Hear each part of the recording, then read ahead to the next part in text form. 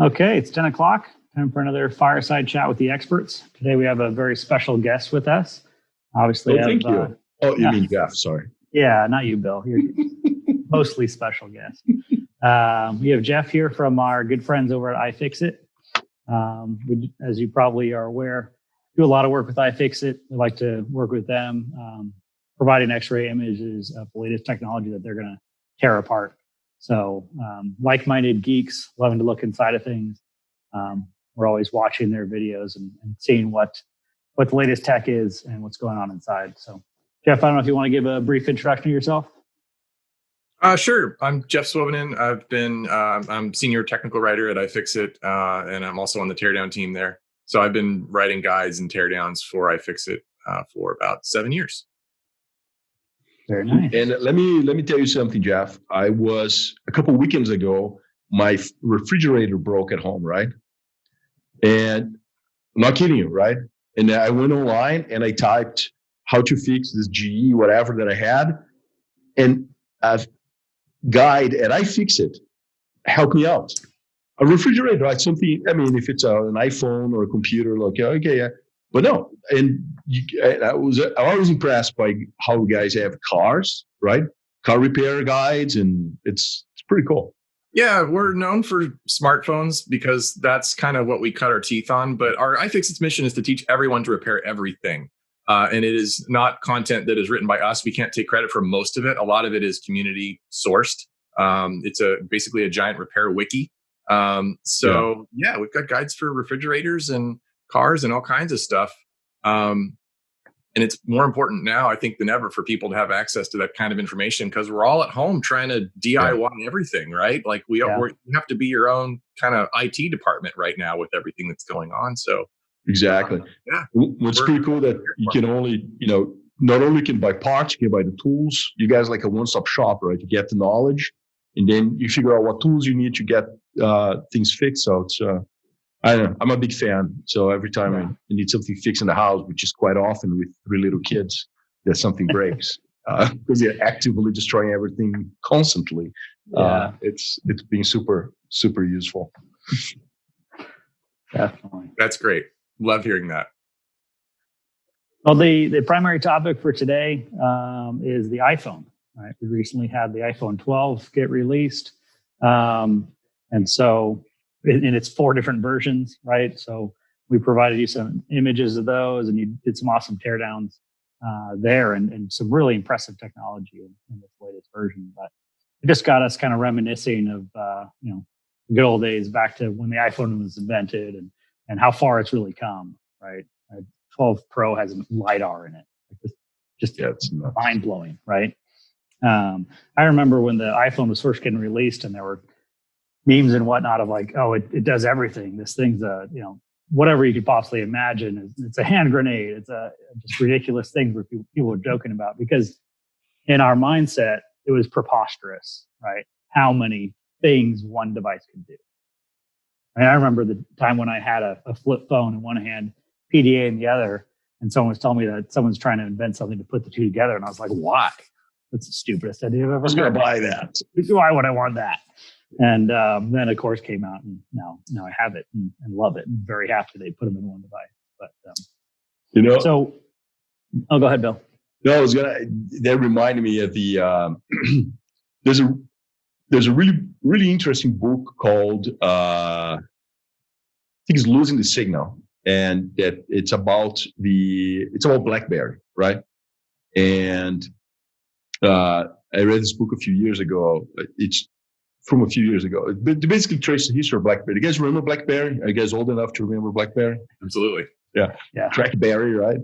And it traces the history of BlackBerry from the founders and how it became this powerhouse, right? They dominated the smartphone market. And there's one part of that story that fascinates me, because the CEO of BlackBerry, right? I think he's like exercise in the morning, and he just happens to watch Steve Jobs presenting the iPhone, and I think that presentation is probably the most watched presentation in the world, right? When Steve Jobs goes, it's an iPod, it's a phone, it's an internet navigator, it's an iPod. It's not, And then he comes off the iPhone, and the CEO BlackBerry, like he stops and he's like, he has like the oh shit moment, like, oh man, we're destroyed, we're done, right? How did he do that? And then Steve Jobs presented that deal with AT&T, with Singular, and the guy from BlackBerry's like, oh, we're destroyed, we're done, right? So he goes back to BlackBerry headquarters and tells everyone, we're doomed. And everyone at BlackBerry calms him down and said, no, don't worry, that's a toy. No one's going to buy that. It's not secure. It doesn't have a physical keyboard. Who's going to buy it? It doesn't have a keyboard. Oh, the battery life is not long enough. So they basically calmed him down and said, it's not a threat. Don't worry about it. Right? And, well, the rest is history, right? But it fascinates me how the guy knew it in his gut and was able to be talked out of, reacting properly to the iPhone. Wow. It's funny in retrospect how hyped that was at the time, where it almost seemed like it couldn't possibly live up to expectations. Yeah. And in retrospect, it's like that was easily the most important consumer product launch in the last 15 years. Yeah. Yeah. I would say. Yeah.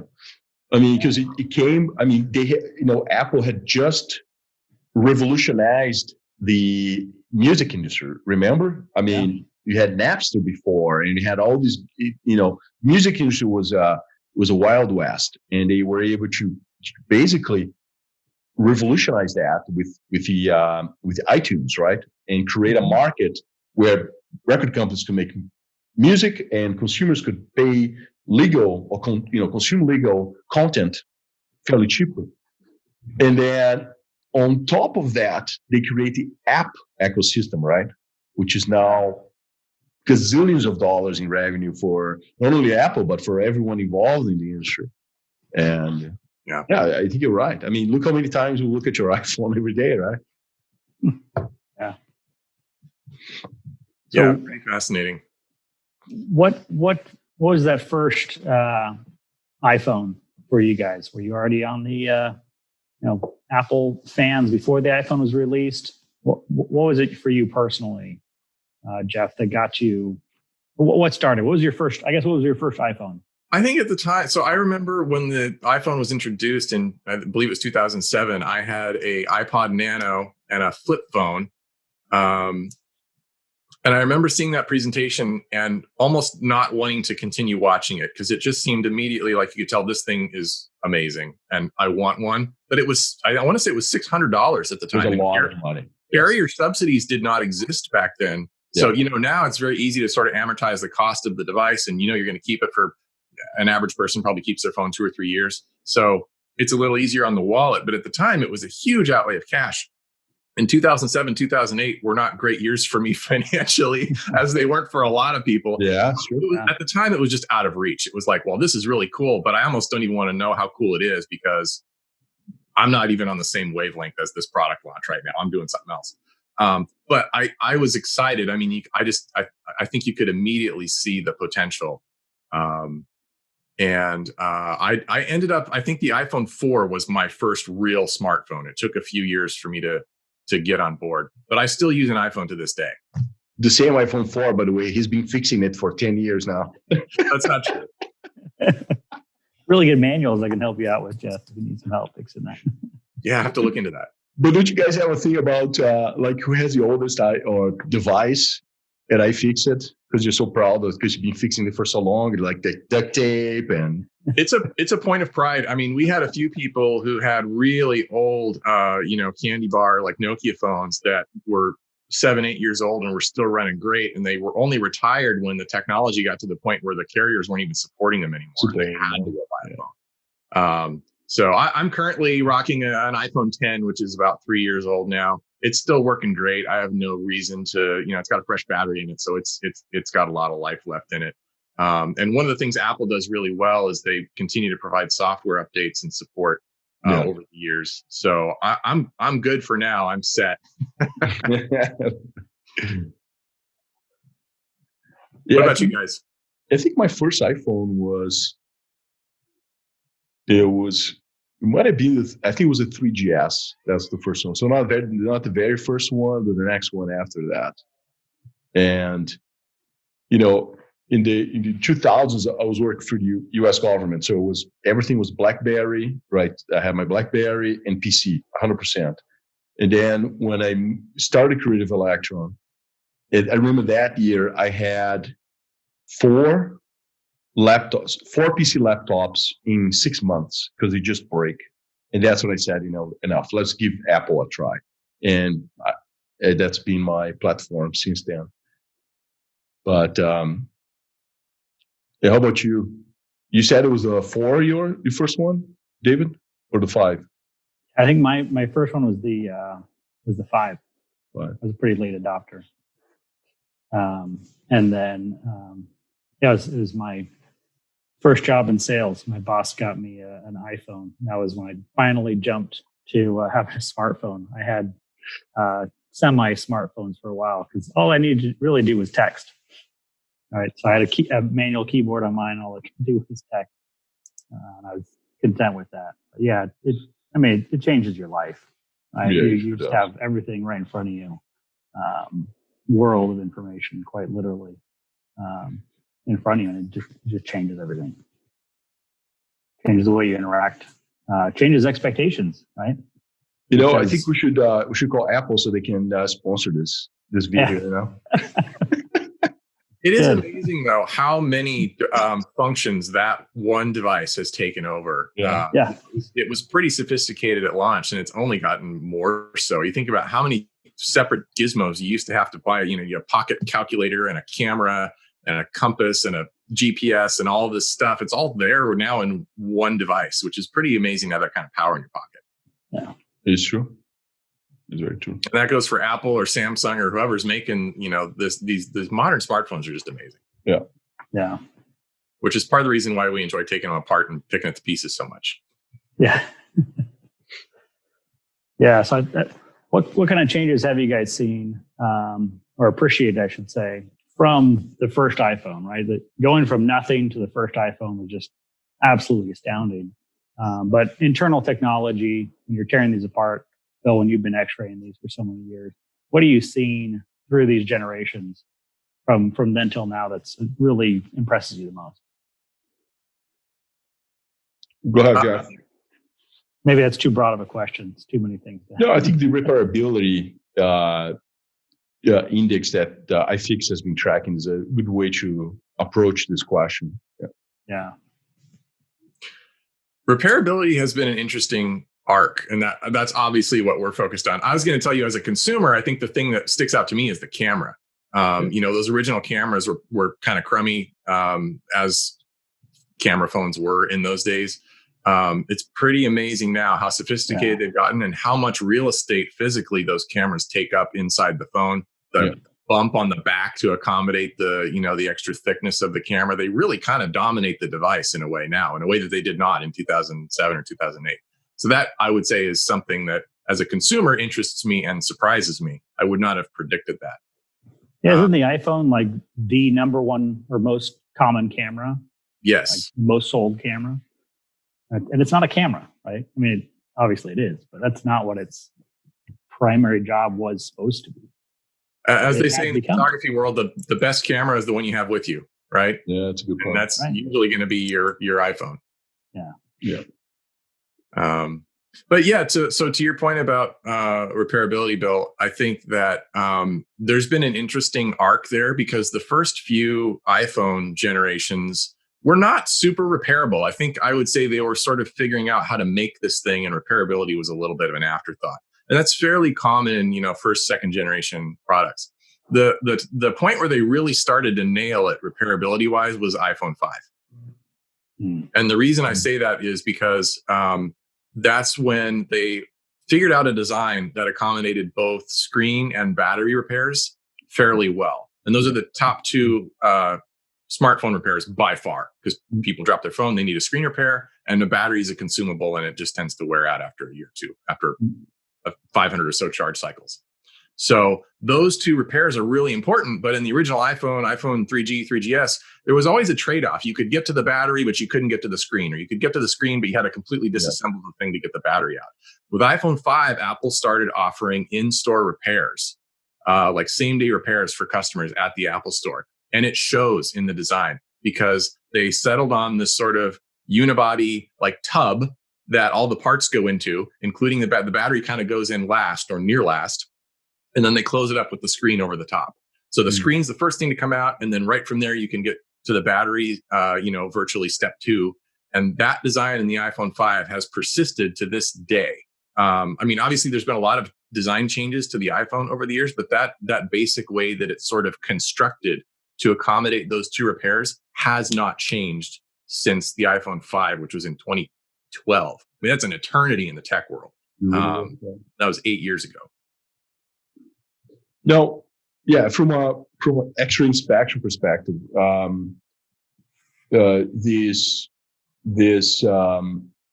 we see the iPhone as a leading indicator of what's to come as far as mass-produced consumer electronics, right?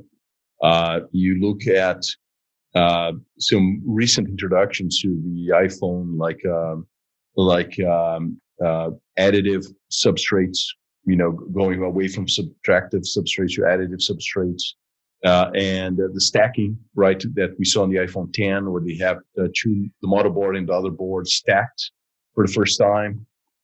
So Apple kind of pushes the envelope as far as mass consumer electronics, right?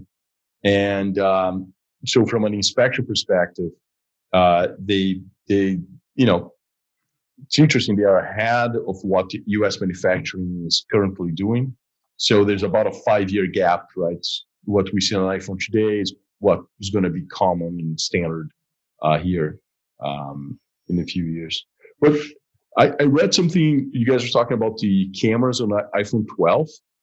What's going on there as far as repairability? So the iPhone 12 camera situation is a little strange. What we do when a new phone comes out, particularly an iPhone, is we'll buy a couple of units of each model, and we'll start swapping parts back and forth to simulate a repair, right? Because we don't have replacement parts available yet for something that new, but we can just buy two phones and sort of cannibalize one to put new parts in the other one. That's smart. Yeah. Normally, that's a pretty straightforward process. But in recent years, Apple has been throwing up some barriers where a particular part, even if it's a genuine part harvested from another iPhone, may not work correctly or may not work at all without Apple's sort of secret sauce software pairing that they do. And that's a tool that they only provide for their own technicians. So it's not available to an end user, a DIYer, and not available to many independent repair shops. That has not affected cameras yet. But what we found with the camera on the iPhone 12 when we swapped it is it booted up and it worked, but it was really glitchy. The camera app would crash constantly. It would freeze. There were a number of functions that weren't available at all. Like it would not switch to the wide view module. You could only shoot it at regular, 1x zoom. And what was even stranger was this only applied to the vanilla iPhone 12. The 12 Pro camera swaps work fine.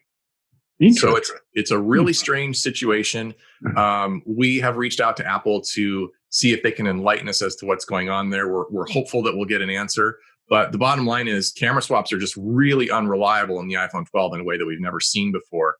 My hope is that that's a glitch, that it's a bug that they will fix. But the sort of arc of repairability of iPhones in recent years has not been great. So, the jury's kind of out. iPhone 12 might be a turning point repairability wise. We'll see. Interesting. Because iPhone or Apple has been concerned with counterfeits and stuff like that, right? People repairing things with non-authentic stuff and either getting mad that it doesn't work anymore or screens, bodies breaking. You think that's like their defense against that kind of stuff is to make it harder or, require some sort of software validation? I think Apple's MO, personally, this is my personal opinion. I think their MO is to control every aspect of the consumer experience. And that includes the entire repair experience. They don't want anybody getting their iPhone repaired anywhere other than at Apple or an Apple authorized location where they have control over everything that happens. I understand that. It's just not realistic when you have a billion plus, or I think it might be 2 billion plus iOS devices in the world now. That's crazy. That's a lot. And so it's just making things very difficult for folks who have to have functioning devices, but they're beholden to Apple's procedure for doing that. You mentioned counterfeits. Apple likes to beat the counterfeiting drum because it's a good scare tactic. It works well. But they have gone to the extent of labeling refurbished parts as counterfeits, and these are genuine Apple parts. They might go out of the country, to a factory in China, for example, where they take. You look at screens are a great example. So an iPhone OLED screen. If you have to buy a replacement part, it's very expensive. It's $150, $200, something like that. What typically breaks is not the panel, it's the glass cover, right? It's a $10 piece of glass that shatters. That the display panel underneath is still totally usable. So what happens is these broken screens get shipped to a factory in Taiwan or China. They very carefully remove the shattered glass. They refurbish the screen. They put new glass on it. It's good as new.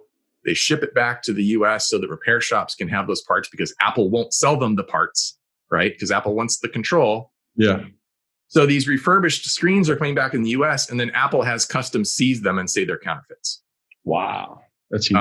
This has happened over and over to our friends in the repair community. It's incredibly frustrating, especially when you have money tied up. If you're a repair shop and you've laid out $10,000 for new screen inventory and it gets seized, that money's lost. That's very, very difficult for a small business owner to absorb those kinds of costs. And Apple is there, interfering in their ability to repair and do business. So it's very frustrating. I understand Apple's desire to, want to control everything, but it's causing a lot of problems in the repair world. And this is part of the reason why iFixit works so hard on advocacy issues for right to repair laws and things like that, is because those are our friends in the repair community. And we're seeing the struggles that they're going through as a result of these kind of aggressive anti-repair policies that Apple has. Wow. Yeah, I think we may have just lost a sponsorship. Apple does a lot of good things. I don't mean to, like I said, I'm an iPhone user. There's a lot of things repairability wise about the iPhone I really like. And we have friends at Apple. I think that we've had some good conversations with them. And my hope is that things will move in a more positive direction. They're a big organization. It's a big ship. They've made some good, positive. I mean, if you look at their most recent environmental report, they have emphasized over and over some wonderful environmental goals that they have, and that repair is a key component of that. If they stick to that, if they stick to those goals, if they're really serious about it, I foresee changes coming in the repair world. I think Apple will ultimately do the right thing. Well, they are in a difficult position, right? If you really you have 2 billion devices out there, and when one of them breaks prematurely, someone on YouTube is going to make a video about it, and your reputation goes down, right? Goes viral, and there's problems. So they're trying to control that. But like you said, maybe some of those are overly aggressive, right? These are authentic parts that are coming back, but they don't have the traceability that Apple might wish for, right? And so if you can't practically repair and maintain these 2 billion phones, there's going to be a demand to do it through third parties, right? And so how do you regulate that? You really can't. And then if your reputation is the one that gets dinged every time somebody else does something wrong with it, of course you're going to get upset about it. I don't know what the answer would be on how to do that nicely and effectively at the same time, right? Yeah, not to point fingers specifically at Apple, because this is a problem industry right. Like right to repair is a huge issue. It's a huge issue in agriculture. Farmers are all over this. They're being locked out of their tractor repairs with software, which is crazy. An issue in the medical world. We had a huge project at iFixit earlier this year to publish ventilator and medical equipment repair manuals, because same thing there, the manufacturers were locking down repairs and making, there was a shortage of ventilators and hospitals couldn't repair them because they weren't allowed which is great. Oh, wow. So it's not just Apple. They're an easy target because they're the biggest company in the world, and they're, everybody sort of looks to them to set trends. But this is a huge problem across multiple industries. And without pointing fingers at any one person, our position at iFixit is basically, if you own something, you should have the ability to repair it. And so parts should be available. It doesn't mean manufacturers can't make a profit on them. They should make a profit on parts sales. They should make a profit on repairs. That's capitalism. That's fine. But those things should be available so that if you're stuck at home in a pandemic and you don't want to risk life and limb to go down to the repair store or the Apple store or wherever to get your product fixed, you can do it at home. And that's what iFixit tries to provide. And we think that option should be available for more products in more industries. Yeah. Well, and some of us just like to do it, right? We don't have a life-threatening reason to repair our own stuff. We just want to, right? It's all about having options. It's fun, right? Yeah. It's kind of similar in the car repair world. Like if your only option is to take your repair to the dealer, that's going to be an expensive repair. Mm-hmm. And there should be more competition than that, right? Like we all have corner auto repair shops. We want those guys to be able to stay in business. And it's the exact same issue. So it's all about having options. Not everybody wants to do a DIY repair. Not everybody's going to try to fix things at home. A lot of us rely on repair shops and technicians to service our stuff. And that's fine too. It just should never be in a situation where the consumer's only option is to go back to the manufacturer for a repair. Right. So true to the tradition of this Fireside Chat, what was the question again? I don't know. Was there a question? I'm sorry, guys. You got me started on right trip there, and I just, it's a fascinating topic. We never answer David's questions anyway. The whole list prepared. I asked 2 of them. We don't answer either of them. It's just how this goes. That's what makes it a chat instead of a prepared webinar. We only have a minute left, but I did want to put this timeline that we put together up, just so people who aren't familiar with all of it can get a glimpse at what we're talking about here. So this is the first iPhone is here on the left. This actually is not all of the iPhones that have been released. We took out some of them some of the SEs and things like that with minor changes just to fit it on the screen. And even now, you really can't see it all. But it's amazing, right? I think one of the first things that really impressed me, one of the things that really impressed me with this 11 Pro is this battery shape, right? Because all of these are more of that. You roll the 2 materials together and then you kind of flatten them into this one shape. You can't do that with this. This is a different technology with the battery that really pops out to you when you're, when you're looking at it with the X-ray. But yeah, Apple's done some really fun things with batteries in recent years. I know you said we only have a minute left, so we probably don't have time to talk about it. But yeah, I'll have a whole half-an-hour conversation on batteries. True. Yeah. Sorry, Jeff, what were you saying? Oh, I was just agreeing with you. Apple's batteries in recent years they've done some really cool stuff. We can talk about that more if you want. I know you said we're running out of time. Oh, I mean, look at how much this is the later 12, right? These are so much smaller than that, but you're still getting more battery life out of it. It's awesome. Really awesome. But yeah, out of time. So, we'll have to come back to this at some point. But Jeff, really appreciate you joining us. It's been a really fun conversation. So, appreciate your time. Anytime. We love you guys. We love your images. Our use case for X-rays is maybe a little unusual. We just like to see inside stuff so we know how to pull it apart. But you guys do amazing work. We're huge fans, and I'm happy to join you anytime. Same here, Jeff. We're big fans here. All right. Thank you all for joining us. Thank you. Looking forward to seeing you again in 2 weeks. Bye. Bye-bye.